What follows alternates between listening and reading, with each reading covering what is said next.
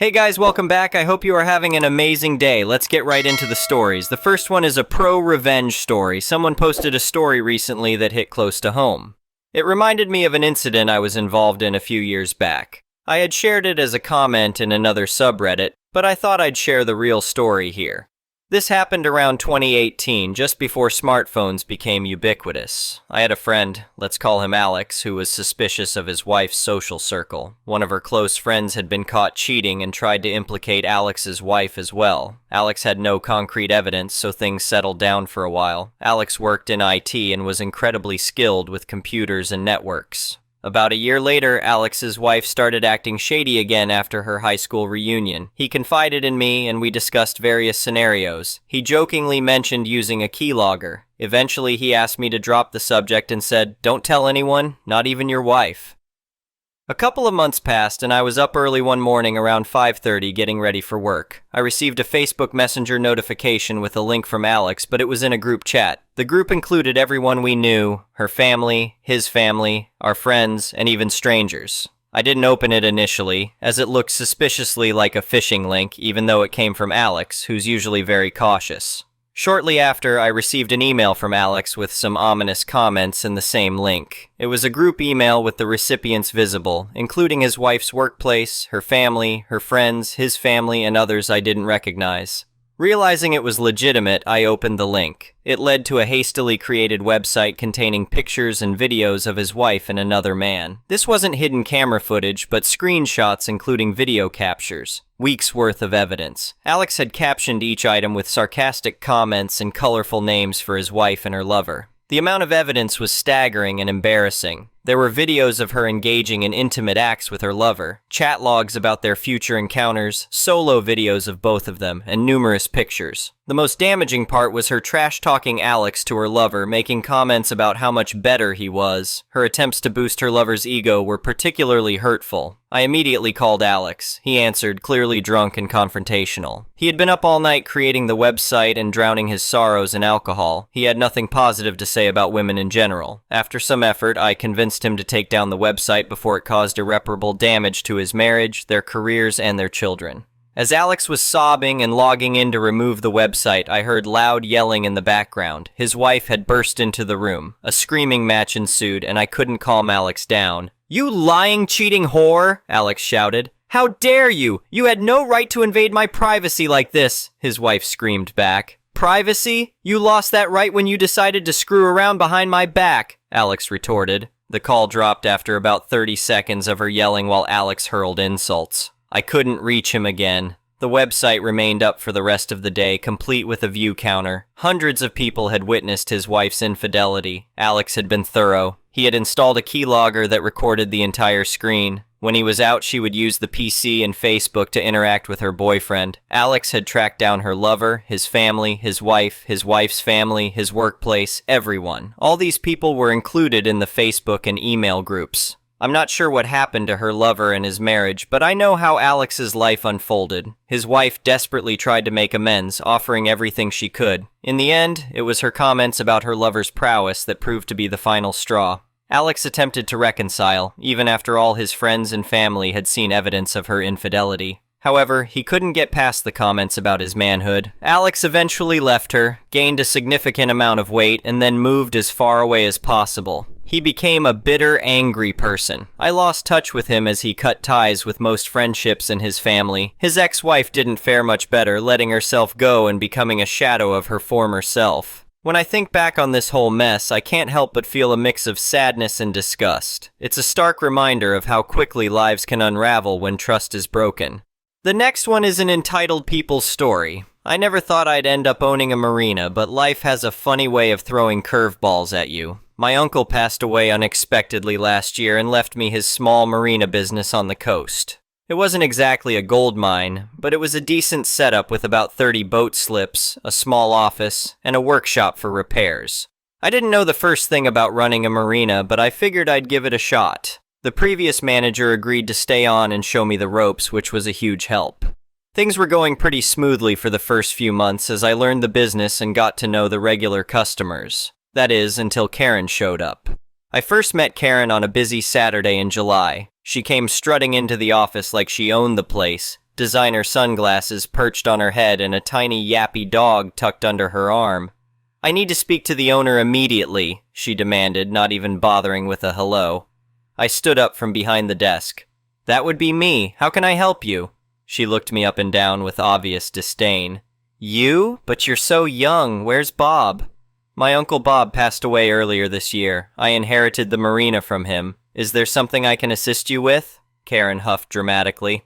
"Well, I suppose you'll have to do. I need a slip for my new boat. 40-footer. I want the best spot you have available." I pulled up our reservation system. "I'm sorry, but we're completely booked for the season. I can put you on the waiting list if you'd like." "Waiting list?" She scoffed. "Do you have any idea who I am? I'm Karen Worthington. My family has been coming to this marina for decades. I demand you find me a spot immediately." I tried to keep my cool. "I understand you're a long-time customer, Mrs. Worthington, but we simply don't have any open slips right now. The best I can do is add you to the list and I'll contact you as soon as something opens up." "This is unacceptable," she shrieked, causing her little dog to start yapping. "I want to speak to your manager." "I am the manager, and the owner," I replied calmly. "I'm sorry, but there's nothing else I can do at the moment." Karen's face turned an alarming shade of red. She slammed her designer purse on the counter. "Listen here, you little upstart. I've been bringing my boats here since before you were born. Bob always made sure I had the best slip. I won't stand for this kind of treatment." "Ma'am, please lower your voice. I understand you're frustrated, but yelling isn't going to change the fact that we're fully booked." She leaned in close, jabbing a finger in my face. "You haven't heard the last of this. I'll be back with my boat tomorrow, and you will find a place for it. Or else." With that, she spun on her heel and stormed out, leaving behind the smell of expensive perfume and entitlement. I hoped that would be the end of it, but of course I wasn't that lucky. The next afternoon, I heard a commotion out on the docks. I walked out to find Karen attempting to parallel park an enormous yacht in one of our occupied slips. "Mrs. Worthington, what do you think you're doing?" I called out as I jogged down the dock. She glared at me from the helm. "I told you I'd be back with my boat. Now move that little dinghy out of my way so I can park." I couldn't believe the nerve of this woman.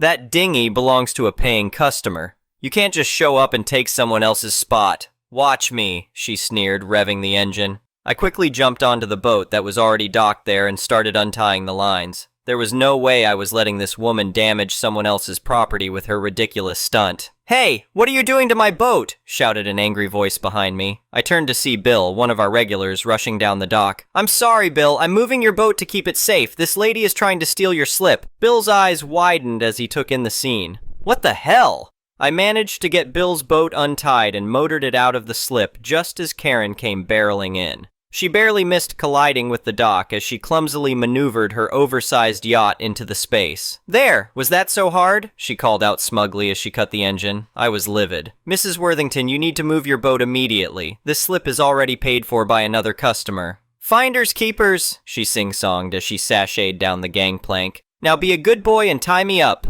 "I will do no such thing," I said firmly. "You are trespassing and you need to leave now before I call the authorities." Karen's smug smile faltered. "You wouldn't dare. Try me." We glared at each other for a long moment before she whipped out her phone. "Fine. Two can play at that game." To my utter disbelief, she dialed cop. "Hello, police? I need help immediately. I'm being harassed and threatened at the marina. This hooligan is trying to steal my boat slip and won't let me dock my yacht. I don't feel safe." I could only shake my head in amazement at her sheer audacity. Bill stood next to me, jaw hanging open in shock. It didn't take long for a patrol car to show up, lights flashing. Two officers climbed out and made their way down the dock. "What seems to be the problem here?" asked the older of the two, a grizzled sergeant with gray at his temples. Karen immediately launched into a dramatic retelling of events, complete with crocodile tears and wild gesticulations. According to her, I was a crazed employee who was discriminating against her and trying to steal her rightful boat slip. When she finally ran out of steam, the sergeant turned to me with a raised eyebrow. "And your side of the story, sir?" I calmly explained the situation, how Karen had demanded a slip despite us being fully booked, then showed up and tried to commandeer someone else's spot. "He's lying!" Karen shrieked. "I've had a slip here for years. This is my spot." The sergeant held up a hand to quiet her. "Ma'am, do you have any documentation showing you've paid for a slip here this season?" Karen sputtered indignantly. "Well, no, but—" "And you, sir?" he asked, turning back to me. "Do you have records of who this slip belongs to?" Yes, officer. If you'll follow me to the office, I can pull up the reservation and payment information for Mr. Thompson here. I gestured to Bill, who nodded in confirmation. That won't be necessary, said the sergeant. I think I have a clear picture of what's going on. He turned to Karen with a stern expression. Ma'am, you are the one trespassing here. I'm going to have to ask you to move your boat immediately. Karen's mouth opened and closed like a fish out of water. But, do you know who I am? I'll have your badge for this. The younger officer stepped forward. Ma'am, please don't make threats against an officer. That's a crime in itself. Now, are you going to move your boat, or do we need to have it impounded? All the color drained from Karen's face. You can't do that. Do you have any idea how much this yacht cost?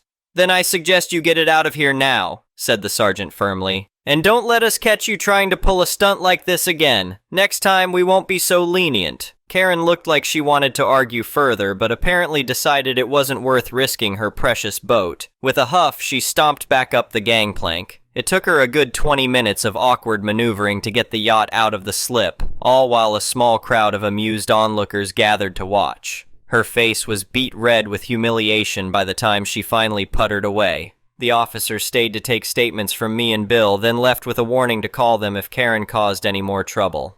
I'm real sorry about all this, Bill, I said once things calmed down. Why don't we get your boat tied back up? This week's docking fees are on the house for your trouble. Bill clapped me on the shoulder. Don't worry about it, son. That was the most entertainment I've had in years. I thought that lady's head was going to explode. We shared a laugh as we got his boat secured. Word of Karen's meltdown spread quickly through the marina, and I got plenty of compliments from other boaters for standing my ground. I'd like to say that was the last we saw of Karen, but entitled people rarely give up that easily. She tried a few more times to bully her way into a slip over the next couple months, but now that everyone was on alert, she never got very far with her schemes. Eventually, she seemed to get the message and took her business elsewhere. I can't say I was sad to see her go. These days, the marina is running smoother than ever. Turns out, getting rid of one bad apple can make all the difference. The next one is a petty revenge story. I can't take credit for this one. My uncle is a 76-year-old veteran and still sharp as a tack. He's quite the character and always cracks me up with his stories. As some of you may remember, early in the pandemic when no one really knew how COVID was spreading, the only stores open were supermarkets. They essentially made every aisle a one-way only, in that everyone was supposed to go in the same direction, so up one aisle and down the next.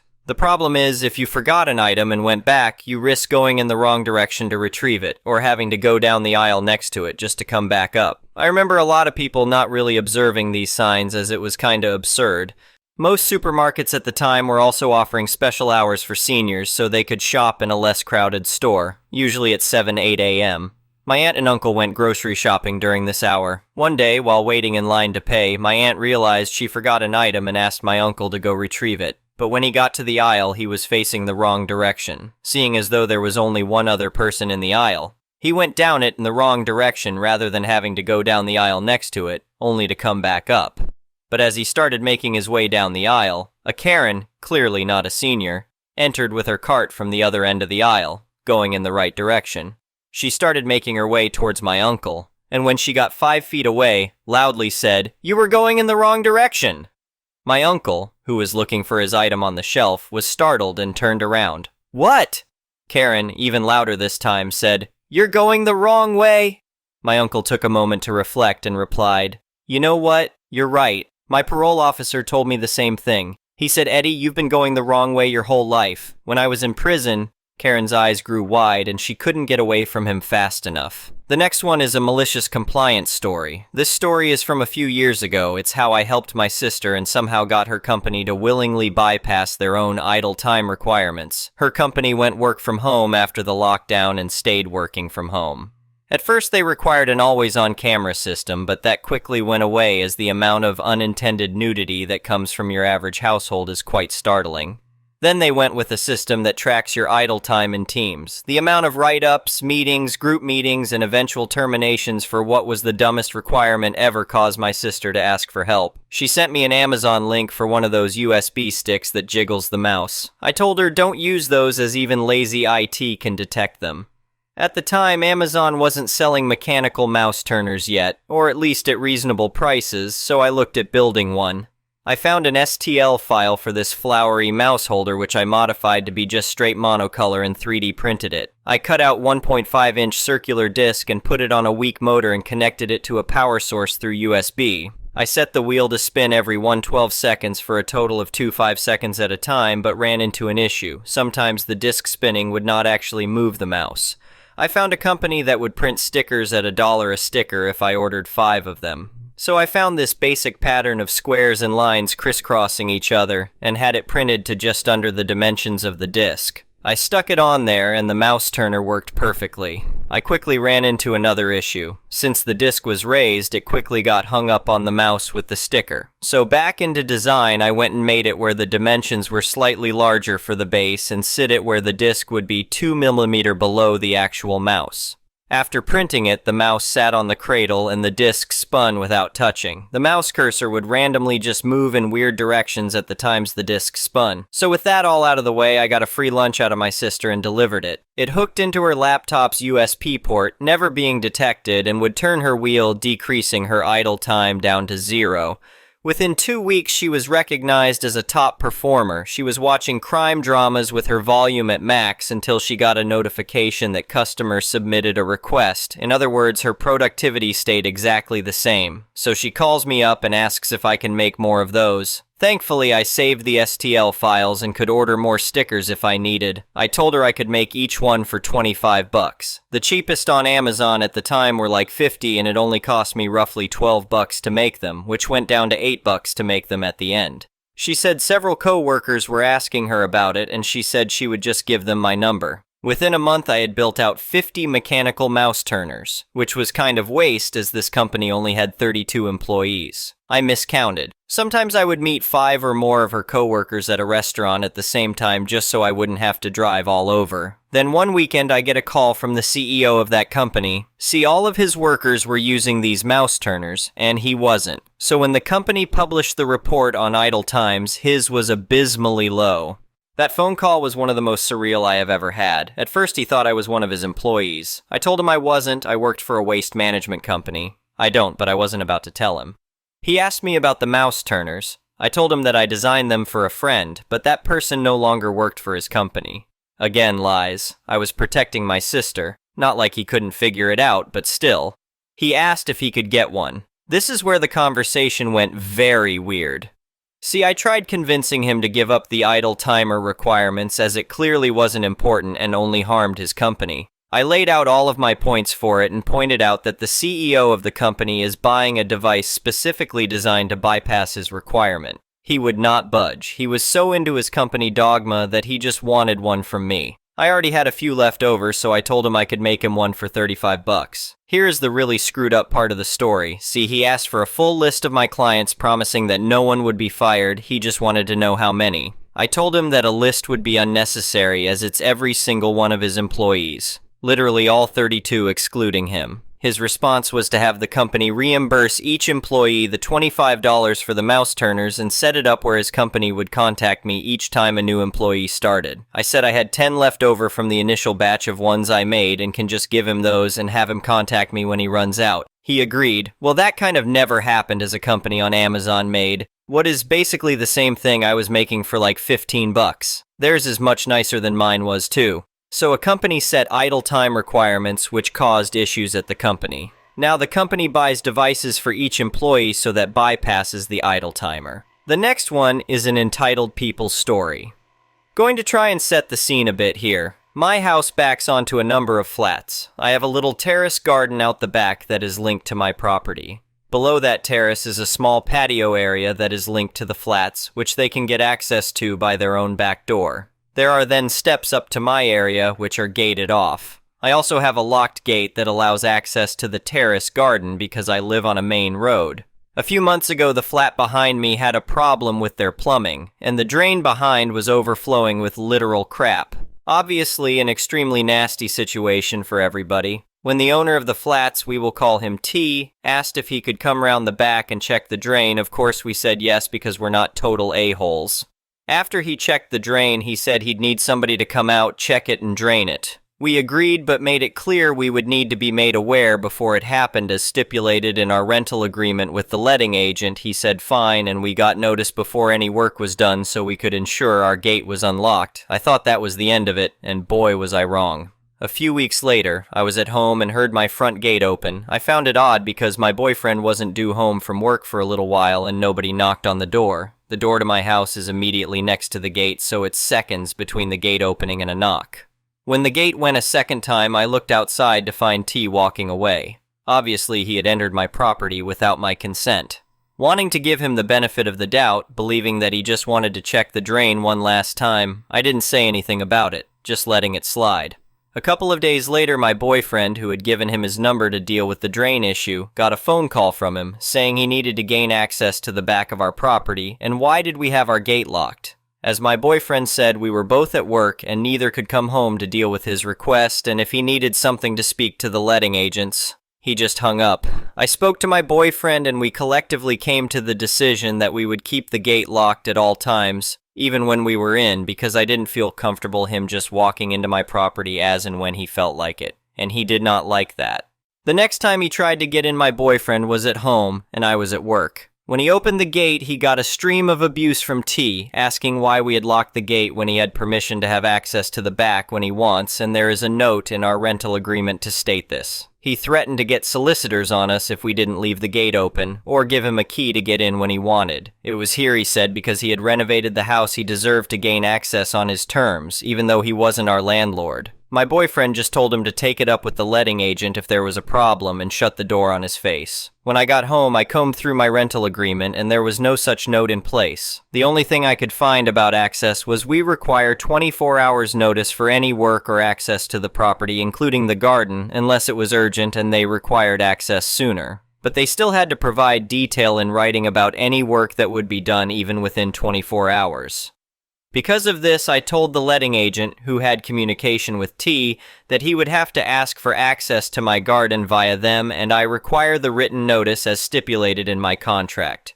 They agreed to pass the message on. Things cooled a bit, but the problem with the drain started again. We could see it was overflowing, and apparently T was aware. But we hadn't heard anything from him or the letting agent about when somebody would come and deal with it. This was when I got my own back. I'm probably a bad person for this, but at this stage I had enough.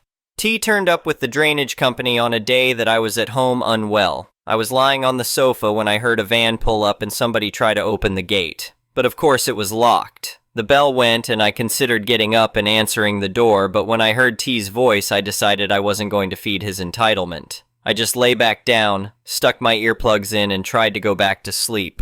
For the next 30 or so minutes, he tried to get in. Constantly ringing the bell, knocking loudly on my window, shouting into the house, screaming at what I can only assume was my boyfriend on the phone. But I ignored it all. Eventually he got the message and left. When my boyfriend came home from work, he came back to give us a verbal dressing down, threatening legal action again, etc., because he needed access to the property and we didn't provide it. I pointed out that neither of us were in when he turned up. My blinds were shut and nobody can see in, so he didn't know I was off sick. And he didn't give us the agreed notice that he would require access, and in the future I will no longer be dealing with him. If he wants access to go through the letting agent, and the next time I find him in my garden, I'm ringing the police for trespassing. He was still threatening me, so I told him to go for it because I get free legal advice due to a membership I had, and if he really wants to go down that route, be my guest.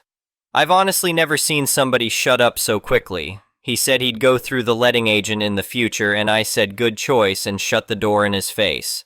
After that, he solely dealt with the letting agent and followed all instructions once he knew I had access to free legal advice.